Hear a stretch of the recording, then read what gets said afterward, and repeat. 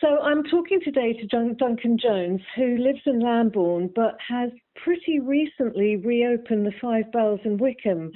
Good morning, Duncan. When was it that you opened the pub? Morning, Penny. We opened the pub the doors opened late November last year. Okay. After a brief turnaround and quick refit to try and get it open before Christmas. Yeah, and it looks absolutely beautiful, I have to say, having known the pub. I mean, I actually had my 18th birthday party at the Five Bells, so I go back a long way. I won't tell you how many years ago that was, but you've done an amazing job. Thank you. Kind of by March this year, you'd really got into a lovely groove of different menus. And I mean, we loved on Monday nights, you used to do Bubble and Squeak. What was it called? That's right, yeah. Bubble Mondays, yeah. Bubble and Squeak and half price champagne and Prosecco. Oh, that was brilliant. And it was just a really innovative way of using up your whatever was left over from Sunday roasts. That's right, yeah. And your background yourself, you're not just a pub owner, you're a very experienced chef. Correct, yeah. So, yeah, I've learnt my trade in the kitchens, really, and only recently sort of got involved in the more management side, and then, rather quickly took the plunge in buying my own business, so, but not at the greatest time, by the looks of it. Well, no one was to know. Absolutely. No, so tell us how your business model has changed. You're still functioning, but very, very differently. Can you talk us through it? Yeah, we sort of reduced right down. Initially, we closed down just because we didn't know what the situation was, the dangers to people. Obviously, I put my staff safety first and shut the business down completely. As things progressed and we realised what was going to sort of be happening, we decided to open up and do groceries initially, using our suppliers, supporting our suppliers, and helping the community to not have to go to supermarkets. It became obviously a nightmare to get deliveries from all the supermarkets, and to go there was a nightmare. So we started up doing that, and that was just me by myself. That went mad. People kept asking, are you going to be doing takeaway food? So then the next step was to open up on Friday nights to do fish and chips, which again has been gobbled up. And gosh, so this is just you operating alone? Yes, in the me kitchen. operating alone. Yeah. So how does that work? My wife. Well, it's difficult, but it's all pre-ordered stuff, so it's not too bad. My wife comes in to help out as well, and I have another friend as well that comes and volunteers on a Friday night to help us out a little bit in the kitchen. So, but as I say, it's all pre-ordered, so we know what's coming through the door. So, okay, so people, it's a little bit easier. Yeah, so it's not like a normal pub night where you just don't know how many covers. No. Yeah. We know who's coming. We know what time. We've given everyone 10-minute slots, so there's no chance of there being a group of people waiting for takeaway. So we've got a list, and we're just cooking. You know, we know at 7 o'clock we've got 6 fish to cook. At 7:10 we've got 2 fish to cook. You know, so it makes it a lot easier and safer for everyone, really. I saw on your Facebook page one Friday night you did over 120 fish and chips. Yeah, that was the first one. That was Good Friday. Yeah, it was 123 people, of which 111 were fish and chips, and we've only got one small. It's a commercial fryer, but it's not designed to be doing that sort of numbers. So yeah, that was a bit of a steep learning curve. Blimey. And so what else? Have you expanded your hot meals now? So we're still concentrating on fish and chips and pies on Fridays. We are thinking about doing other stuff. Okay, so just go back to pies. So yeah. Are these pies you make from scratch? Yes, they're all pies that we make here on the premises. We were getting quite a reputation for them before we shut down. But yeah, so we sort of opened up those as well because it takes the pressure off the fryer. Yeah. So it sort of changes week to week. Okay. We've got steak and ale and chicken and mushroom on, and then a vegetarian option of roasted squash and spinach. Oh, lovely. And so do people pick them up hot, or do they heat them at home? Well, at the moment, we're offering them on Fridays to pick up hot and have as a takeaway. But we are thinking about offering them as part of our grocery package, so people can take them home and then just put them in the oven themselves. Yeah. So would that be raw then? They'd actually cook them. Yeah. So the fillings are all cooked anyway, but the pastry would be raw. We cook all of our fillings separately and then fill them, and then into raw pastry, and then people could put them in the freezer or cook them straight away. Yeah, exactly. Yeah. Oh, that's fantastic. And are you still able to get enough flour and the basic ingredients? Yeah, it seems to be. We don't seem to have too much issue getting anything at the moment. Whether that's going to change, we're not 100% sure. But speaking to the suppliers, it's all there really. I mean, the variety has dropped down a bit, but I think that's most people choosing not to buy as much variety rather than anything else, because they're not wanting to be left with stuff that doesn't sell as much. Sure. Especially from the meat. So I'm sort of regular conversations with the butcher as to what he's got available, rather than me just phoning up and saying, oh yeah, I want this and I want that and I want this. So our list for the butcher changes fairly regularly, depending on what he's got and what he can get hold of. So he doesn't hold us loads of stock as well, because we just don't know what's around the corner. No, absolutely. So in terms of the prognosis of reopening your doors, hopefully later this year, I mean, how, on a business level, how are you kind of, if you've even got time to think about it, in terms of the fear of opening and then perhaps having to close again if there's another, spike in death? Well, to be honest, I fear that the pub industry will be the last thing, or the restaurant industry will be the last thing to be able to be open, because of that fear from the government, that everyone will just go mad and you won't be able to control what's going on. So that's my biggest worry, is how long it's going on for, really. It would be nice to get some of the summer with us down here, especially. We've got a lovely big garden with plenty of space. But we just don't know. No. And that's the hardest thing, is not knowing. If there was a date, no matter what that date was, there's something to work towards. And that's the hardest thing. Absolutely. I mean, the only consolation is that all the pubs are obviously in the same boat. And it seems like half the pubs have done what you've done and developed a delivery service, and the other half have stayed completely 100% closed. I mean, I can see the side of both arguments. I think my hand was forced by being such a new business. I feared that if I kept closed and just shut down completely, that people might forget about us, really, because we didn't have that longevity that some of the other places that have taken that choice. No, that makes sense. And obviously Wickham is quite isolated in terms of not having a shop you can walk to. Yeah, exactly.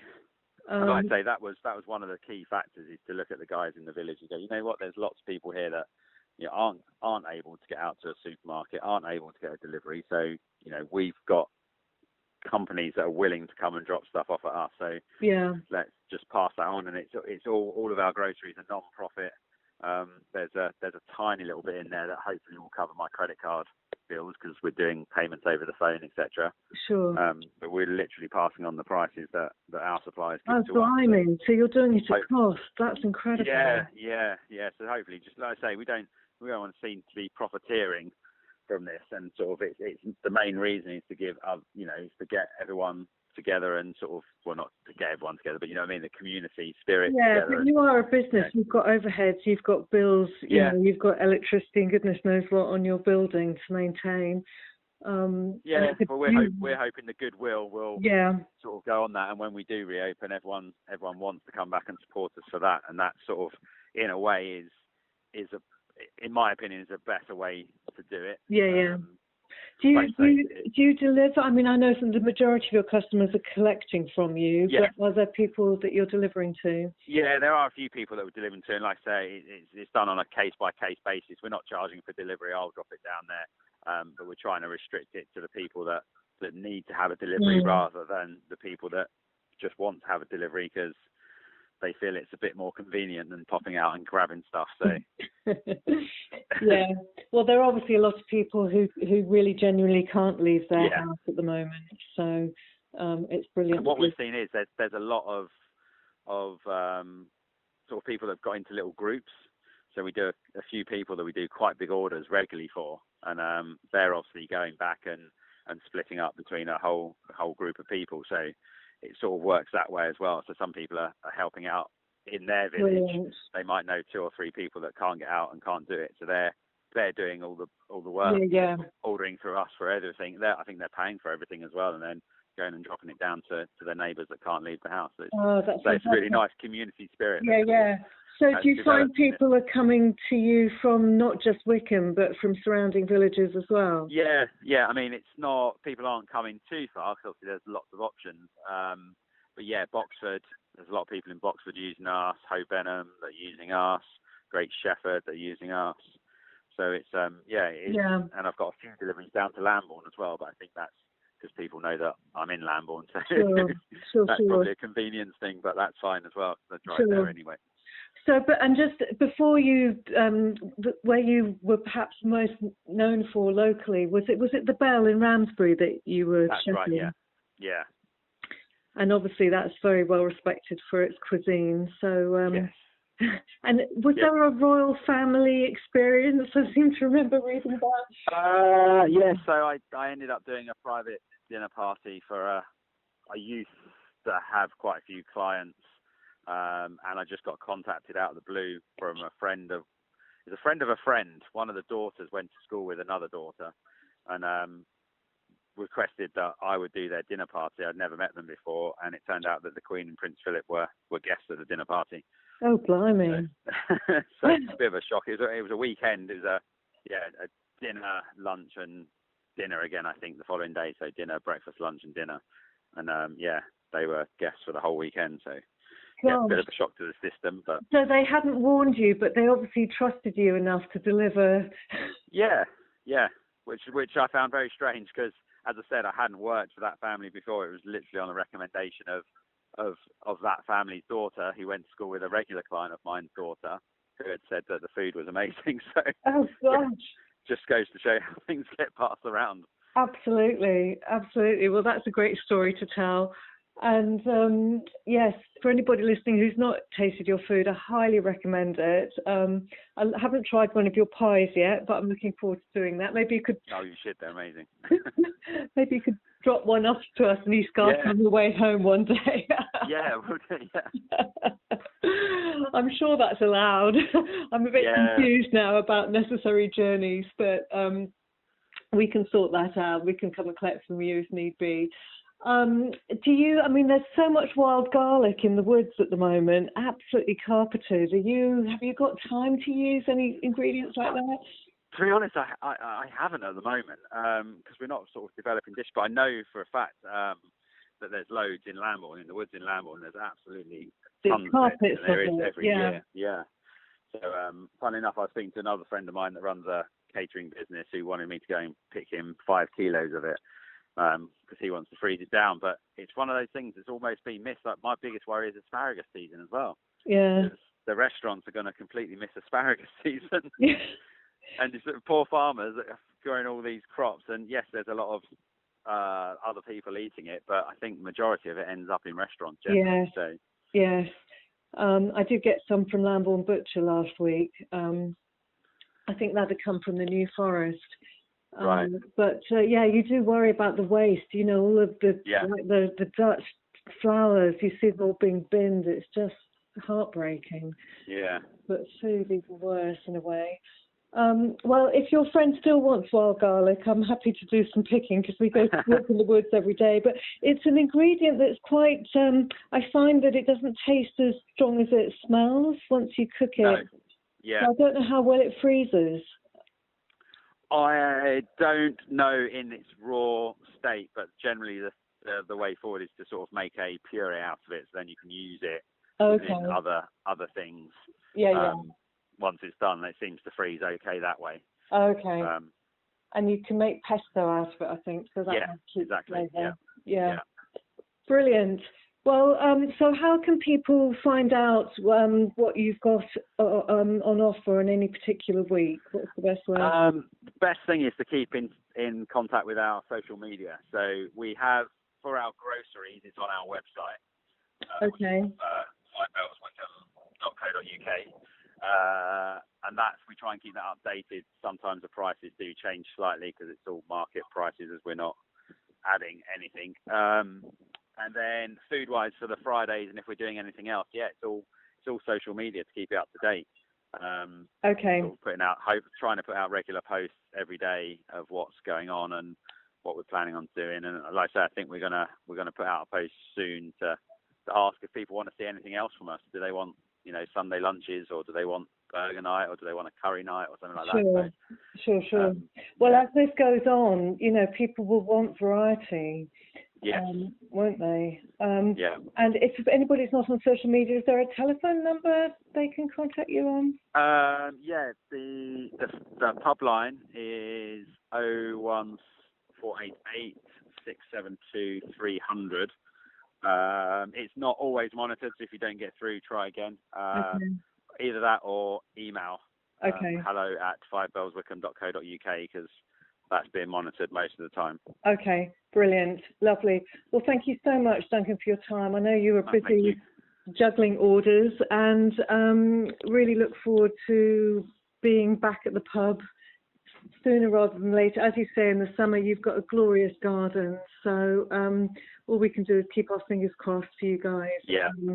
But in the meantime, at least we can still enjoy your beautiful food. So thank you so much. Thank you, Duncan.